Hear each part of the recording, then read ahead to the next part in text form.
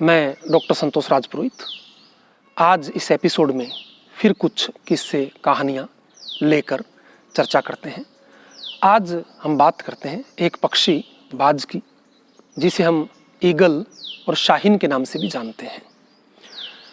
मादा बाज जब अपने बच्चे, अपने चूजे को लेकर उसको किस तरह से ट्रेनिंग दी जाए, उसके अस्तित्व को लेकर जिस दौर के अंदर बाकी पक्षियों के बच्चे चहकना शुरू करते हैं, बोलना शुरू करते हैं, उस दौर के अंदर ही जो मादा बाज है वह अपने चूजे को पंजे में जकड़कर अनंत ऊंचाइयों पर उड़ जाती है और करीब करीब 12 किलोमीटर की ऊंचाई पर उसे ले जाती है।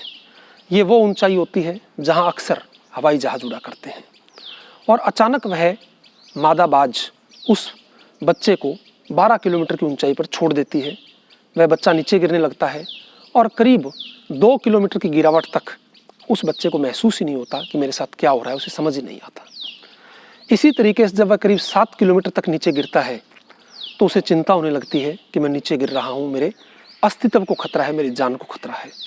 और वह पंख फड़फड़ाने की कोशिश करता है और करीब 9 किलोमीटर की गिरावट के बाद अपने पंखों को खोलता है, लेकिन वह पंख पूरे विकसित नहीं होते हैं, वह उड़ने में असमर्थ होता है।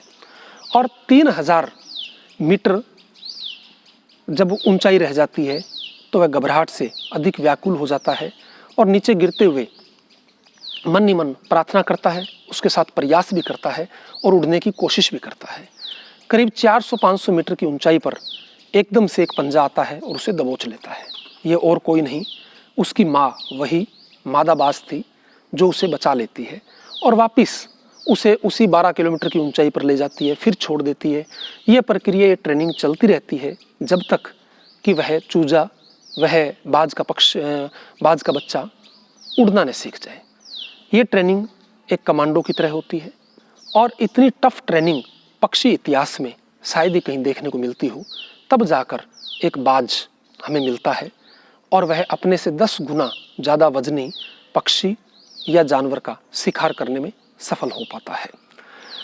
हिंदी में एक कहावत है कि बाज के बच्चे मुंडेर पर नहीं उड़ते। बेशक अपने बच्चों को अपने से चिपका कर रखिए, पर उन्हें दुनिया की मुश्किलों से रूबरू कराइए, उन्हें लड़ना सिखाइए, बिना आवश्यकता के भी संघर्ष करना सिखाइए।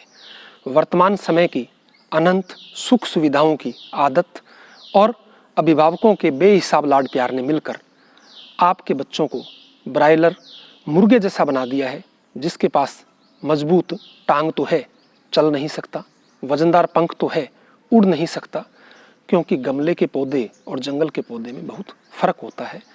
तो हम पेरेंट्स को चाहिए कि अपने बच्चों का पालन पोषण, उनका प्रशिक्षण उस बाज पक्षी की तरह होना चाहिए, न कि ब्रायलर मुर्गे की तरह। उतनी सुख सुविधाओं में वो अपनी अनंत सीमाओं को ही न पहचान सके, अपनी क्षमताओं का विकास ही न कर सके। उसकी बजाय उसकी ट्रेनिंग उस बाज पक्षी के बच्चे की तरह, चूजे की तरह होनी चाहिए, जो अनंत संभावनाओं में अपने अस्तित्व को खोज सके और नए आयाम स्थापित कर सके और एक नया इतिहास अपनी पीढ़ी के लिए रच सके। एक किस्सा हम और यहाँ लेकर बात करते हैं। अक्सर हम लोग चाय का कप लेकर खिड़की के पास बैठे होते हैं और सुबह का जो वातावरण है उसका आनंद ले रहे होते हैं चाय की चुस्कियों के साथ, और तभी हमें एहसास होता है कि अरे चाय तो फीकी है, चीनी डालना ही भूल गए। लेकिन चीनी डालने का आलस हमें उसमें चाय के अंदर चीनी डालने का अवसर नहीं देता है और हम जैसे तैसे फीकी चाय पीने का ही प्रयास करते रहते हैं कि छोड़ो, आज फीकी चाय पी लेते हैं, बाद में देखेंगे। और जब जैसे तैसे हम चाय ख़त्म करते हैं, बाद में देखते हैं कि कप की तलहटी में बिना घुली हुई चीनी तो पड़ी रह गई। तब सोचते हैं काश इस चीनी को मिला लिया होता, और नहीं तो कप को ही ला लिया होता, ताकि ये चीनी की मिठास उस चाय के साथ आ जाती। इसी प्रकार सुख और प्रसन्नता हमारे चारों ओर इस बिना घुली चीनी की तरह पड़ी है, लेकिन अक्सर हम कप को हिलाना भूल जाते हैं।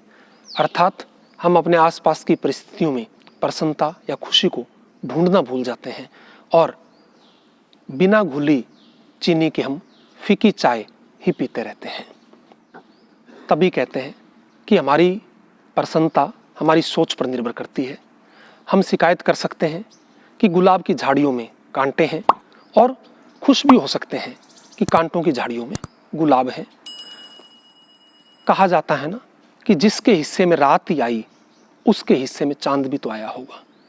तो बहुत सारी नकारात्मकता में अगर हम सकारात्मकता देखें तो रात को अगर हम निराशा का प्रतीक माने तो उसमें चांद भी है जो सकारात्मकता का प्रतीक है। तो कहीं ना कहीं हमें पॉजिटिविटी अपने जीवन में लाने का प्रयास करना होगा। खुशी ढूंढने के हजारों तरीके हो सकते हैं, कोशिश करके तो देखिए। दूसरा, मैं अक्सर कहता हूँ कि हमें तुलना से बचना चाहिए, क्योंकि जब हम तुलना करने लगते हैं, जब हम उम्मीद या अपेक्षा करने लगते हैं किसी से, तो ऐसी स्थिति के अंदर हमारे लिए नकारात्मकता हावी होती जाती है और वह हमारे दुख का कारण बनती है। जब हमारे किसी के फिंगरप्रिंट एक दूसरे से मैच नहीं होते हैं तो हम क्यों किसी से एक दूसरे से तुलना करें। हम मानव जीवन की सर्वश्रेष्ठ कृति है अपनी मौलिकता को बनाए रखें। आज हम में से अधिकांश लोगों के साथ और ख़ास करके युवा वर्ग के साथ रिश्तों को लेकर, छूटने को लेकर, टूटने को लेकर डिप्रेशन रहता है। अभी बहुत सारे उदाहरण हमारे सामने आए कि डिप्रेशन में बहुत सारे लोगों ने सुसाइड कर लिया, आत्महत्या कर ली। तो डिप्रेशन क्यों? मैं अक्सर यहाँ श्री कृष्ण जी का उदाहरण दिया करता हूँ कि श्री कृष्ण जी से जितना छूटा उतना तो किसी से छूटा ही नहीं। पहले माँ देवकी छूटी, फिर पिता छूटे, फिर जो नंद और यशोदा माता पिता के रूप में मिले वो भी छूटे, संगी साथी छूटे, राधा भी छूटी, गोकुल छूटा और फिर मथुरा भी छूटी। श्री कृष्ण से जीवन भर कुछ न कुछ छूटता ही रहा। नहीं छूटा तो उनका देवत्व, मुस्कान और सकारात्मकता। श्री कृष्ण दुख के नहीं, उत्सव के प्रतीक हैं। सब कुछ छूटने पर भी कैसे प्रसन्न रहा जा सकता है, ये श्री कृष्ण से अच्छा कोई नहीं सिखा सकता। इसलिए हमेशा प्रसन्न रहिए, खुश रहिए, सकारात्मकता को बनाए रखिए और जीवन को उत्सव मानिए और इस उत्सव के साथ जीना सीखिए। अपने आसपास के माहौल में जीवंतता रखिए और आपके आने या जाने का असर उस माहौल पर पड़े और उस माहौल पर सकारात्मक असर पड़े। आप कहीं उपस्थित हैं तो वहाँ उत्सव का माहौल हो, ऐसा प्रयास कीजिए। आज के इस एपिसोड में इतना ही। फिर किसी दिन बैठेंगे, फिर किसी जगह बैठेंगे, आप और हम फिर इस चैनल के माध्यम से जुड़ेंगे। फिर कुछ नए किस्से, कहानियाँ लेकर चर्चा करेंगे और एक दूसरे से अपने विचार साझा करेंगे। अगर आपको ये एपिसोड पसंद आया हो तो इस चैनल को सब्सक्राइब करते हुए नोटिफिकेशन ऑन कीजिए, ताकि फिर किसी दिन हम अपने विचार साझा करें और आप तक ये पहुँचे।